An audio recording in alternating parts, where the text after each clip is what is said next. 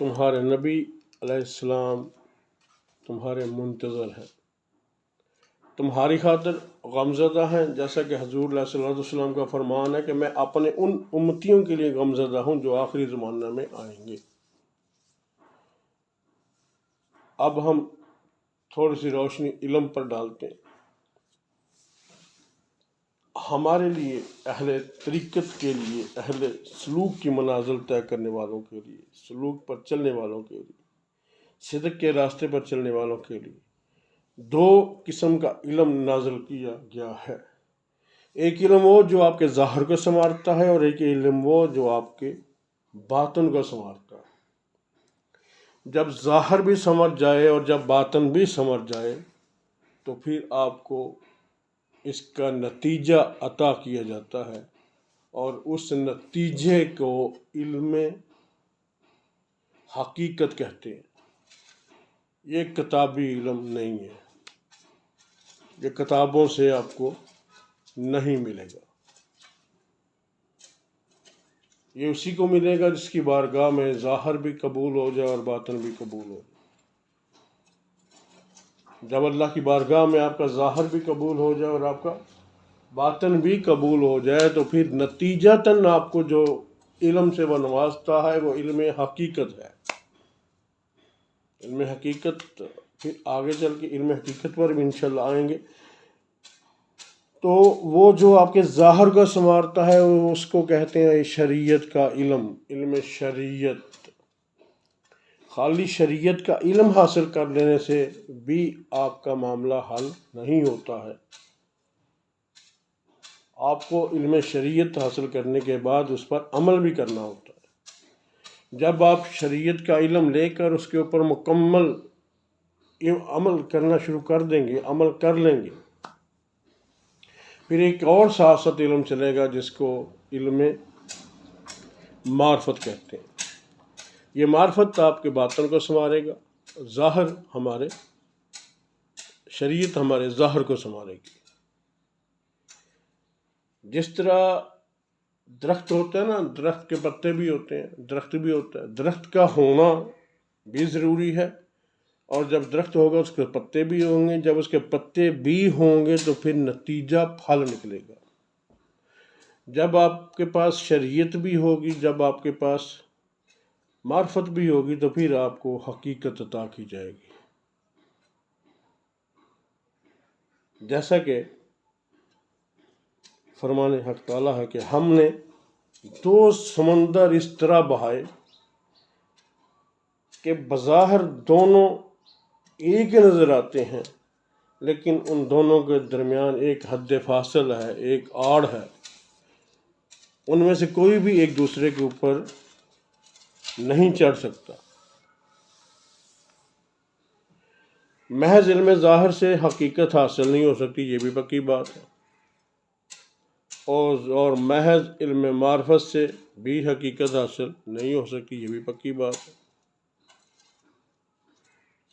یہیں سے ثابت ہو جاتا ہے، جو لوگ کچھ لوگ ایک بہت بڑی غلط فہمی میں بیٹھے ہوئے ہیں، بلکہ میں ان کو غلط فہمی بھی نہیں کہوں گا، میں تو یوں کہوں گا کہ وہ لوگ گمراہ لوگ ہیں جن کا میں ذکر کر رہا ہوں، کہ جو کہتے ہیں جی بس جی نماز نہیں، ہم نماز عشق ادا کرتے ہیں، ہم نماز دل ادا کرتے ہیں، ہم مولویوں کی نماز ادا نہیں کرتے۔ میں ان کو گمراہ ہی کہوں گا، وہ کو گمراہ ہی ہیں۔ نہ ظاہر اور نہ باطن، یہ دونوں ہوں تو حقیقت ملتی ہے، ادروائز حقیقت نہیں ملتی۔ آپ کے پاس شریعت کے علوم اور اس کی پابندی بھی ہوگی، اور آپ کے پاس معرفت کے علوم اور اس کی پابندی بھی ہوگی، پھر آپ کو جو ملے گا وہ حقیقت ہوگی۔ اللہ نے قرآن میں ایک جگہ ارشاد فرمایا نا جی، میں نے جن اور انسانوں کو محض اپنی عبادت کے لیے پیدا کیا۔ یہاں عبادت سے مراد اس کی معرفت ہے، اس کی معرفت ہے۔ اس کی تشریح بھی میں نے کسی نہ کسی کلپ میں کی ہوئی ہے۔ بس جو شخص اللہ تعالیٰ کو نہیں پہچانتا وہ اس کی عبادت کس طرح کر سکتا ہے؟ ہم لوگوں کے پاس اس کی پہچان نہیں ہے۔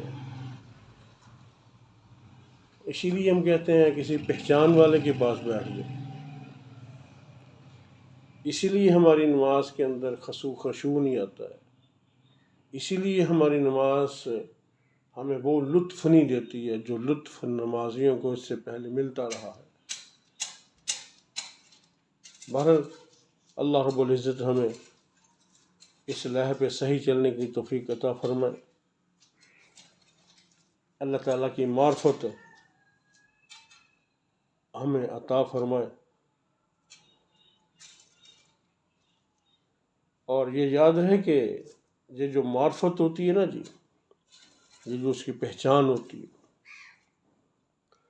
یہ آپ کے آئینہ دل کو حجابات نفس کی کدورت سے پاک کر کے اس کے اندر مقام سر میں مخفی خزانے کے مشاہدے سے حاصل ہوتی ہے. جیسا کہ حدیث قدسی میں فرمان حق تعالیٰ ہے، میں ایک مخفی خزانہ تھا، میں نے چاہا کہ میری پہچان ہو، تو پس میں نے اپنی پہچان کے لیے مخلوق کو پیدا کیا.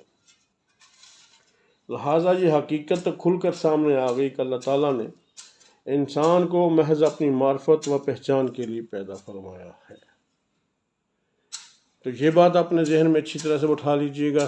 ہر خاص و عام کے لیے یہ بات ہے کہ اپنے ذہن میں یہ بات اچھی طرح سے بٹھا لے کہ اس کے لیے علم شریعت بھی ضروری ہے اور اس کے لیے علم معرفت بھی ضروری ہے.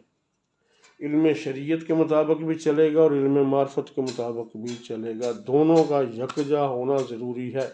جب دونوں کا یکجا ہوگا تو اس کو علم حقیقت عطا کی جائے گی. علم حقیقت والا گمراہ نہیں ہوتا کسی بھی صورت میں، کسی بھی حال میں وہ گمراہ نہیں ہوتا. علم حقیقت جس کو مل جاتا ہے، کیونکہ اس کو حقیقت سامنے دکھنے لگ جاتی ہے، تو جو حقیقت کو دیکھ لیتا ہے وہ پھر دائیں بائیں کی طرف نہیں جاتا. اللہ سب کے نصیب میں حقیقت کا علم عطا فرمائے. اللہ سب کے نصیب میں علم ظاہر اور علم باطن، اور ان دونوں علم کو سامنے رکھتے ہوئے اس کے مطابق اللہ سب کو چلنے کی توفیق عطا فرمائے. وآخر دعوانا ان الحمد للہ رب العالمین.